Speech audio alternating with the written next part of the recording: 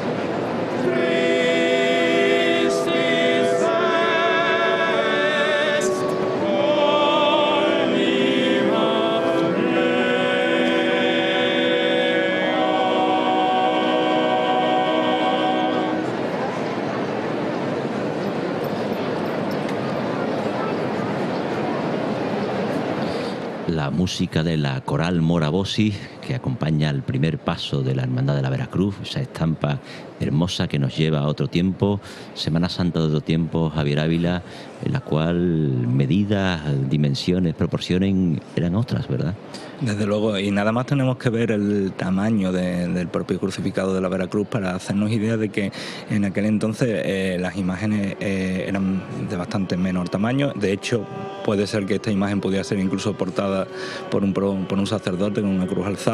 o como mucho en unas pequeñas andas, ¿no? por cuatro frailes o cuatro portadores. Y no va a ser hasta la segunda mitad del siglo XVI cuando nuestra Semana Santa empiece a transformarse, sobre todo a partir del Concilio de Trento, y a partir de ahí pues las imágenes sean de un tamaño más canónico, más naturalista. Suena la música de la coral Mora Bosis en la campana.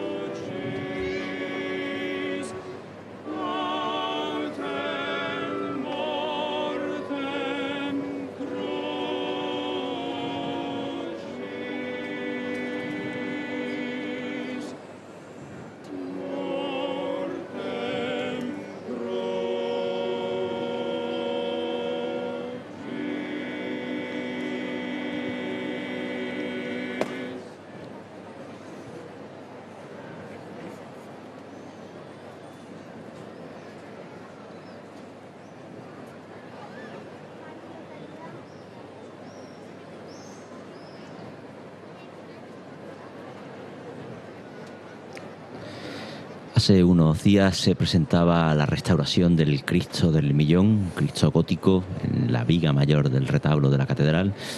estética de otro tiempo que todavía perduró en Sevilla hasta comienzos del siglo XVI. Esta impresionante imagen que vemos con esa corona de espinas trenzada, tallada sobre el propio cabello, con esos rasgos angulosos, con ese sudario que incluso muestra policromía, algo muy poco habitual en lo que serán el resto de los crucificados ya del Renacimiento, ya del Barroco, nos lleva sin duda alguna a otro tiempo y probablemente a otra forma de entender no solamente la estética de la Semana Santa, sino incluso las devociones del pueblo, ¿verdad, Javier Ávila? Efectivamente, es indudable que si nos retrotrajéramos a aquella época podríamos ver un tipo de procesionar, un tipo de mostrarse en público diferente totalmente a lo que hoy podemos contemplar. Recordemos que en los primeros tiempos de Semana Santa teníamos disciplinantes que se azotaban, que eran, y hermanos que portaban vela, que eran los hermanos de luz, y además teníamos un tipo de vestimenta, incluso de lo que eran las vírgenes, totalmente ajeno a lo que es la estética que hoy en día contemplamos, que es una estética más en consonancia con el romanticismo a partir del XIX. El Señor de la Veracruz en la campana y vuelve a sonar la música vocal de la coral Mora Bosis acompañando al Señor de la Veracruz.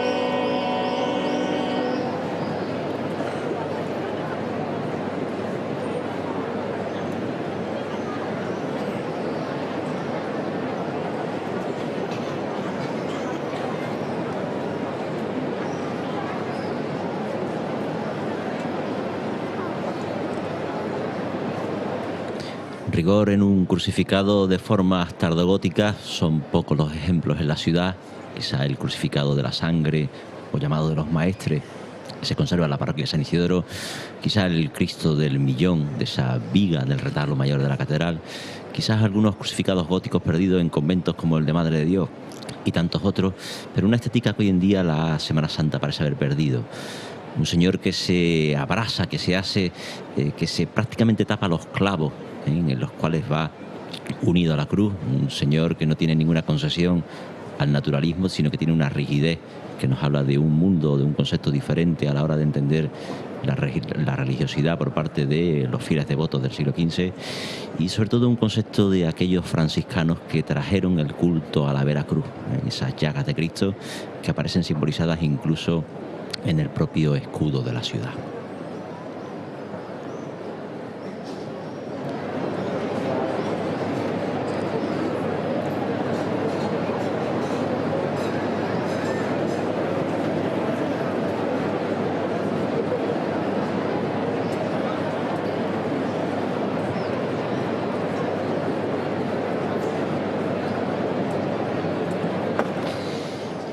Llagas de Cristo en el escudo de la hermandad, cuando el paso queda arriado a la entrada de la calle Sierpes. Decíamos, Javier Ávila, que la hermandad pasó por unos momentos pues prácticamente muy delicados, puesto que prácticamente se dio por desaparecida, pero habría que recordar que esta hermandad fue antaño pues la de mayor devoción en la ciudad. Y no ya solo la de mayor devoción, sino la que siempre se tuvo a bien como la más antigua, porque así aparecía en los cortejos o en las nóminas de la asistencia a diversas procesiones, o sobre todo a la procesión del Corpus. Efectivamente. De hecho, las hermandades de Veracruz, en cierto modo, son el precedente de lo que es la Semana Santa, entendida como procesiones que en toda Castilla. Y bueno, esta hermandad, como bien ha señalado, tuvo una época de tal esplendor, tenía una capilla riquísima, hay que recordar, en el convento casarán de San Francisco, una capilla que hoy en día no se conserva, pero sí se conserva el lugar donde se levantaba, que hay un azulejo que lo recuerda, en la calle Granada, entre lo que es la Plaza San Francisco y la Plaza Nueva, y que fue una hermandad que atesoró gran patrimonio, no solo en imágenes, sino en pinturas, por ejemplo. Tenía obras de Murillo, entre otros, y que fue una hermandad que alcanzó un enorme esplendor, pero que, es cierto, a partir sobre todo del siglo XVIII empieza a decaer y va a ir languideciendo hasta prácticamente desaparecer. Y, como bien has comentado antes, hasta el año 42 no se vuelve a revitalizar esta hermandad, y afortunadamente hoy lo podemos contemplar en la calle de Sevilla. Cristo de la Veracruz, la gran devoción de la Sevilla medieval, el gran recuerdo de la devoción que se extiende por toda la Baja Andalucía, y ahí tenemos esa simbólica presencia de las corporaciones de la Veracruz que prácticamente jalonan toda la geografía andaluza, cuando de nuevo el contraste llega a la Plaza del Duque. Si antes hablábamos del contraste de esa imagen en tamaño, en forma, en estética,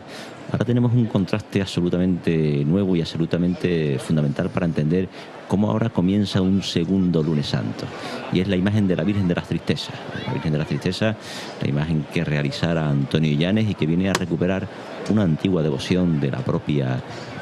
corporación. Recordemos que la corporación casi extinguida, pero se recupera de la antigua iglesia de San Alberto. No logró recuperar su antigua Dolorosa y hubo determinadas disputas que no permitieron que se recuperara a la primitiva imagen titular, pero en este caso Antonio Illanes pues volvió a retratar a su propia esposa, inspirarse en Isabel Salcedo y crear uno de los rostros pues probablemente más realistas, más humanos de la Semana Santa de los años 40 y 50. En el rostro que también sirviera de inspiración a la Virgen de la Paz y que también sirviera de inspiración a otras obras del propio autor. En este caso se trasladó a una recreación histórica fundamental para entender épocas pasadas. La Virgen de las Tristezas a punto de entrar en la campana.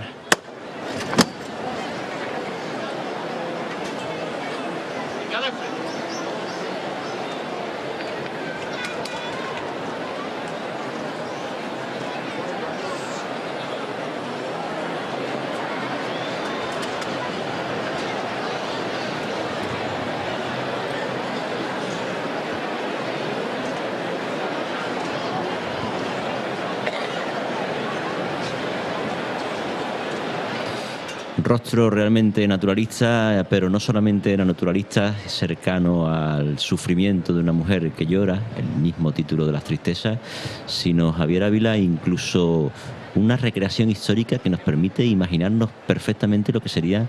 aquellos pasos de palio que llegaron hasta el siglo XIX. Sí, iba a comentar precisamente eso, que la imagen, tanto en la manera en la que está vestida, con esos tonos de luto, tonos luctuosos, como en el propio exorno, tanto floral como en lo que es la candelería, una candelería escasa en cuanto a número de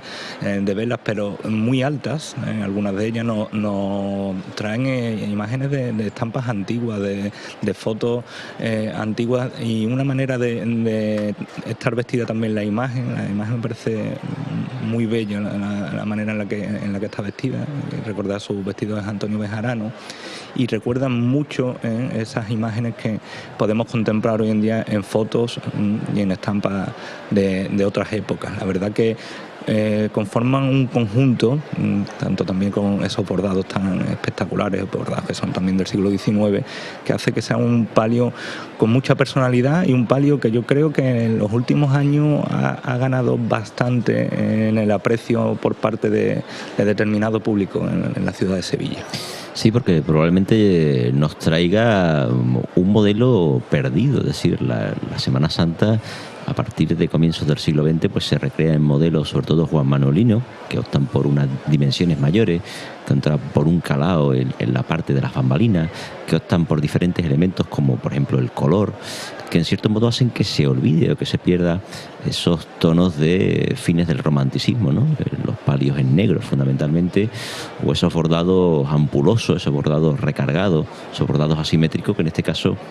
pues aparecen en las bambalinas y que fueron en su día propiedad de la Hermandad de San Isidoro e incluso de las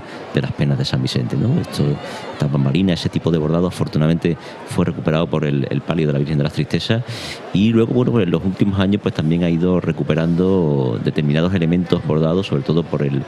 taller de Santa Bárbara, entre ellos pues esta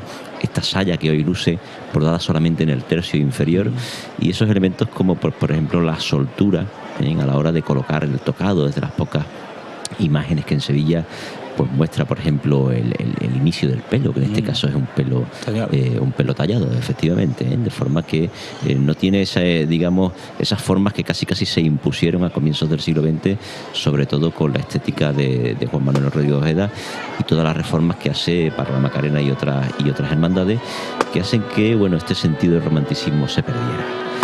Nos lleva a otro tiempo la capilla musical Gólgota delante de la Virgen de las Tristezas, a punto de entrar en la campana.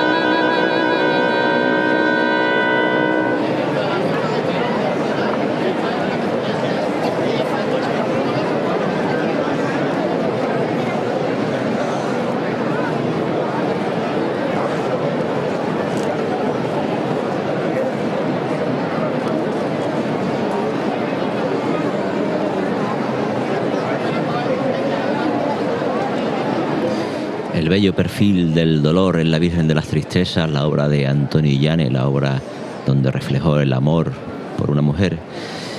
La capilla musical Gólgota, que acompañaba, en este caso, a este palio que nos lleva a otro tiempo. Y ya hemos podido ver cómo el Lunes Santo entra sin solución de continuidad en un momento mucho más rápido. En la cruz de guía de la Hermandad de las Penas de San Vicente, prácticamente en la misma Plaza del Duque, a la espera del paso del cortejo, un cortejo que normalmente suele ser muy rico, puesto que la Hermandad de la Veracruz, en ese aspecto historicista, recupera todos los acólitos, recupera el preste, la figura de los acompañantes, y que insistimos, nos vuelve a llevar a otro tiempo. La cruz de guía de las Penas de San Vicente, a punto de llevarnos a otro momento de la Semana Santa de Sevilla. La capilla musical Gólgota acompañando al palio de la Virgen de las Tristezas.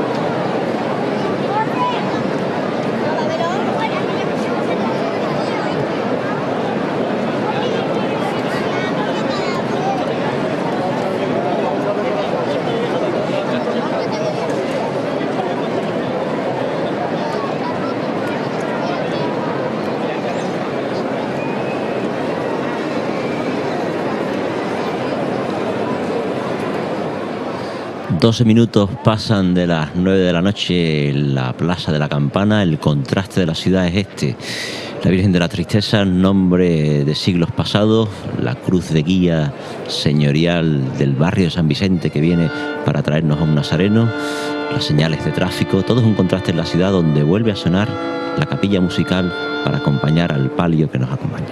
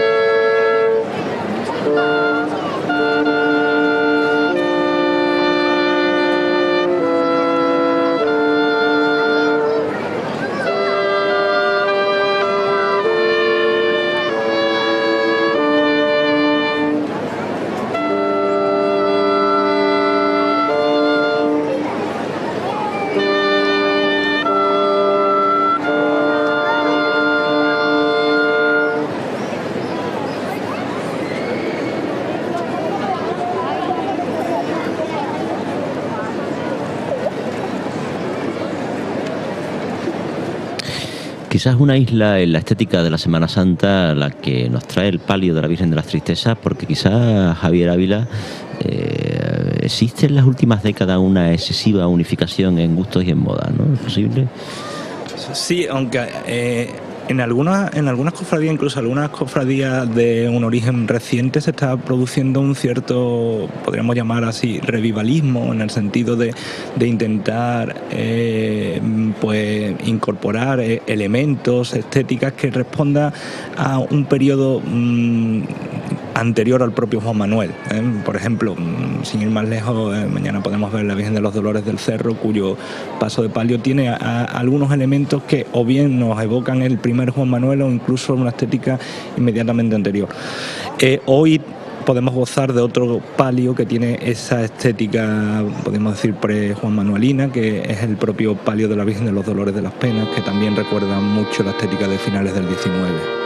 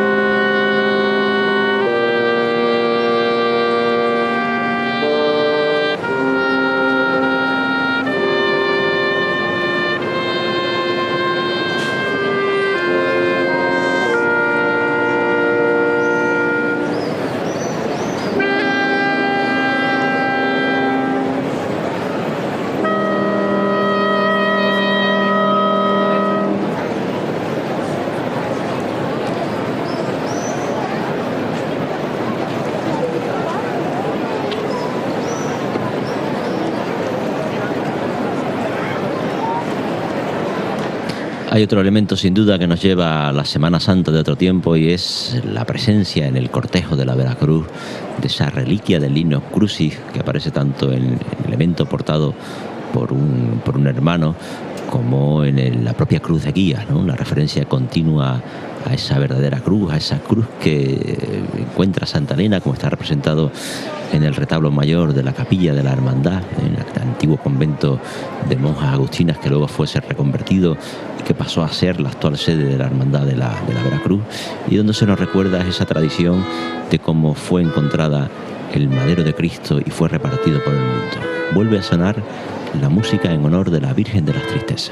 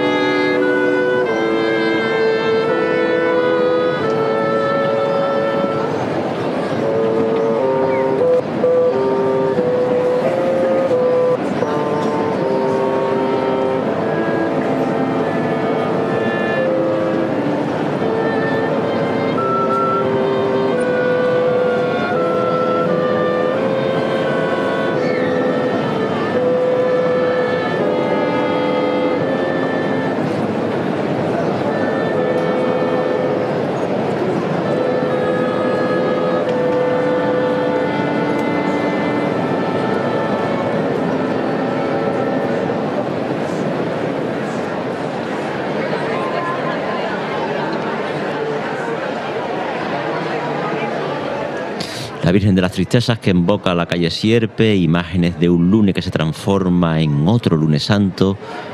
la Semana Santa aquí y siempre aquí en Telesevilla.